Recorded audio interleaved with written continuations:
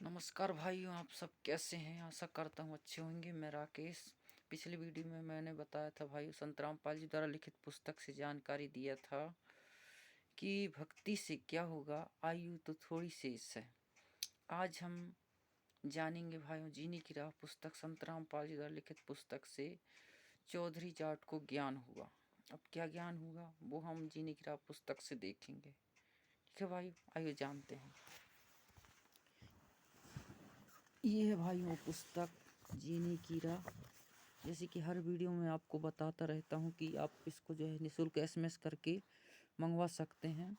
संत रामपाल जी द्वारा महाराज जी का आप सत्संग भी देख सकते हैं इन टीवी चैनलों में।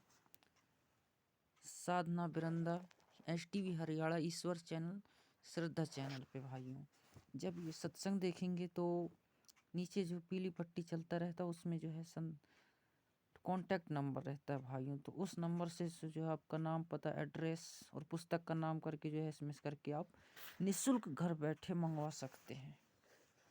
तो जानते हैं, आइए। चौधरी जाट को ज्ञान हुआ।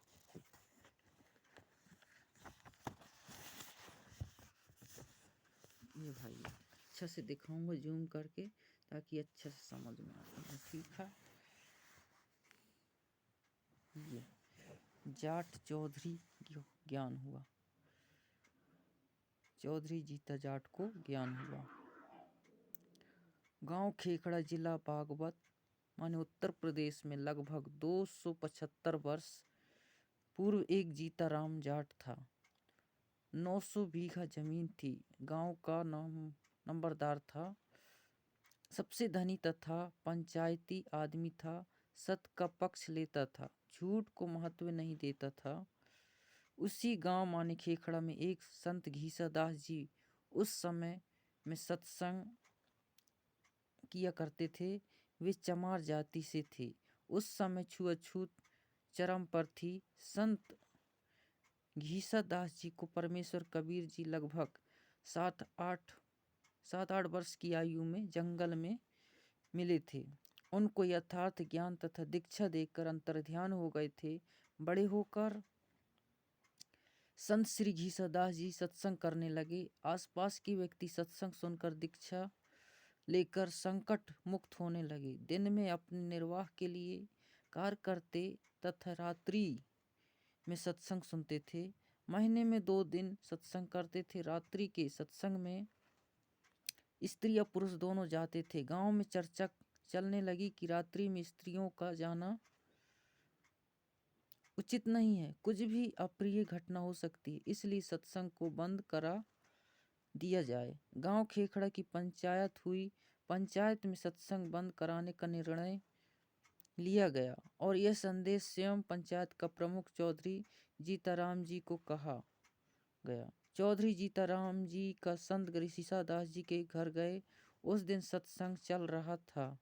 गांव के पंचायत के फैसले की चर्चा पूरे गांव में हो चुकी थी।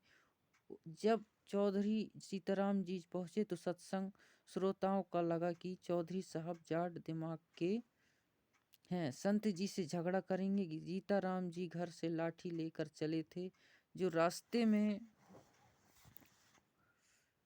एक वृक्ष के साथ खड़ी करके आगे चले।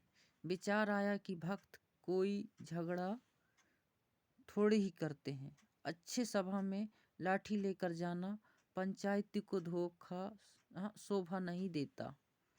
सत्संग चल रहा था।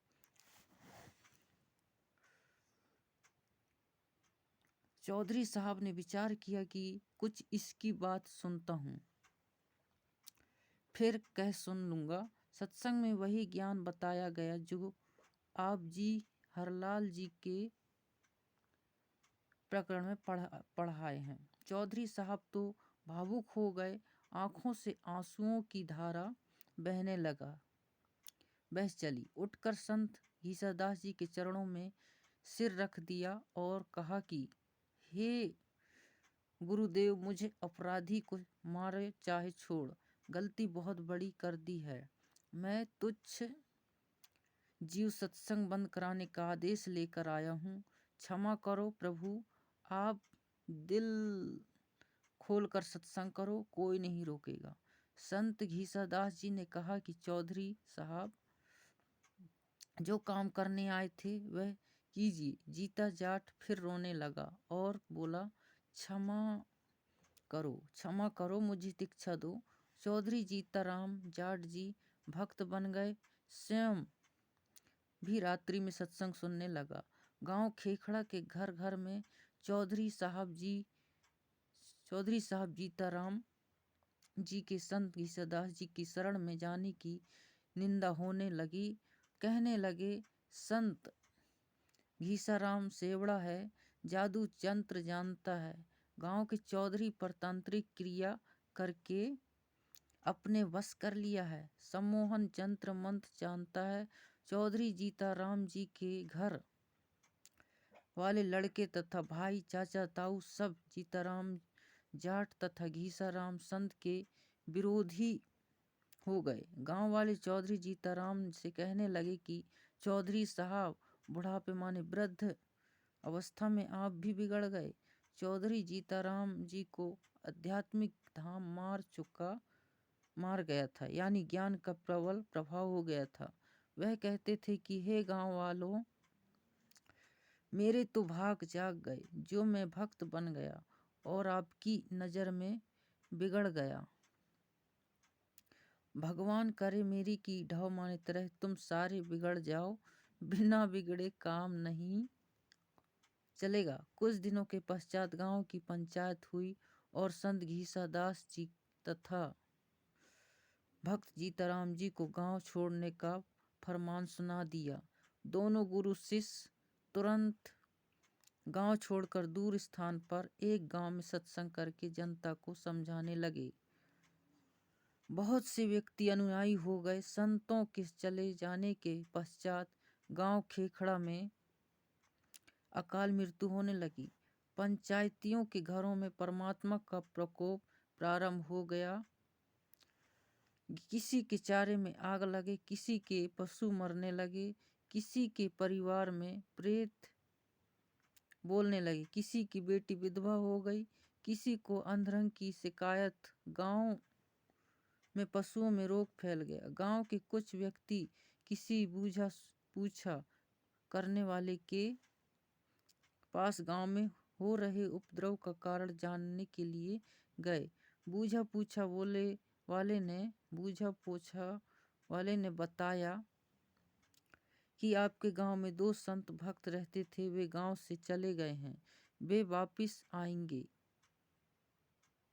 तो गांव बसेगा, अन्यथा उजड़ जाएगा। उन व्यक्तियों ने गांव में आकर पंचायत करके सब बात बताई। गांव के गणमान्य व्यक्ति संत भक्त को वापिस लाने के लिए उस गांव में गए। भक्त जीतादास जी ने गुरुजी घीसादास जी से कहा कि लगता है गुरुदेव, यहाँ से भी निकलवाने गांव वाले आ गए हैं, देखो वे आ रहे हैं। संत घीसादास जी बोले, रख लो चादर कंधे पर, चलते बनेंगे। इतने में गांव के चौधरी आ गए। आगे जानते हैं भाइयों।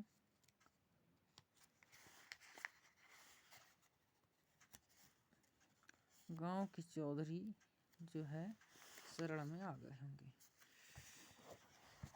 गांव के चौधरी निकट आ गए और अपने अपने सिर के साफे माने खंड के संत घीसा वो भक्त जीता जी के चरणों में रख दिए। सब लोग बोले, महाराज जी गलती क्षमा करो, आपके आने के पश्चात गांव उजड़ने लग रहा है, बचाया जाए तो बचा लो, नहीं तो हम भी यहीं आपके पास ही रहेंगे। उस गांव के व्यक्ति भी इकट्ठे हो गए। सर्व घटना का पता चला। वर्तमान गांव वाले कहने लगे कि चौधरियों, तुम बसोगे तो हम उजड़ेंगे। जब से ये 2 देवता गांव में आए हैं, गांव में किसी की तू मैं भी नहीं हुई। 2 बार बारिश हो चुकी है, देखो फसल लहलहा रही है। खेखड़ा वालों ने विशेष विनय की तो दोनों महापुरुषों ने लौटने की हाँ कर दी और वर्तमान गांव वालों से कहा कि हम समय समय पर आते रहेंगे। प्रत्येक पूर्णमासी को आप खेखड़ा आया कीजिए। परमात्मा कबीर जी सब ठीक रखेंगे। दोनों महापुरुषों के आते ही पूरे गांव में पूर्ण शांति हो गई। पशु धन अस्वस्थ हो गया। अगले दिन भारी बारिश हो गई। किसान लोग फूले नहीं समा रहे थे।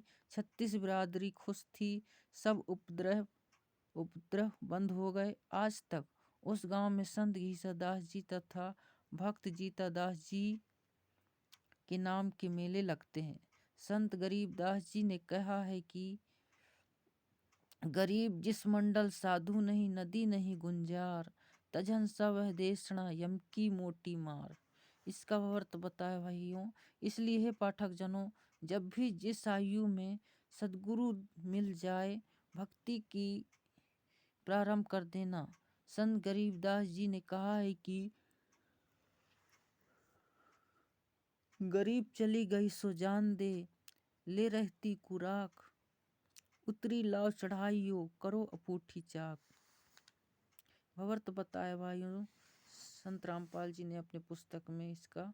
जो आयु चली गई उसकी चिंता छोड़कर शेष की रक्षा करो, यानी भक्ति दान सेवा में लगा दो।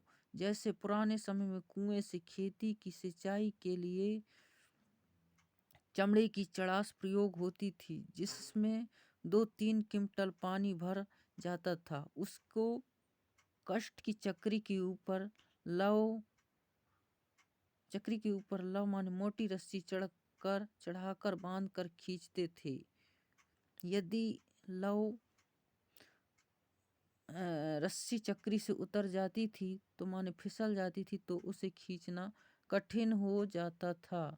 उसको जैसे तैसे पुनः चक्री माने कष्ट के मोटे घेर पर चढ़ाया जाता था, जिससे चड़स को बाहर निकालना आसान होता था, जो उससे लाभ लेने का यथार्थ तरीका है। इसलिए हे मानव, यदि गुरु शरण नहीं ली है तो आपकी लव उतरी पड़ी है। जीवन का प्रत्येक कार्य मुसीबत बना खड़ा है।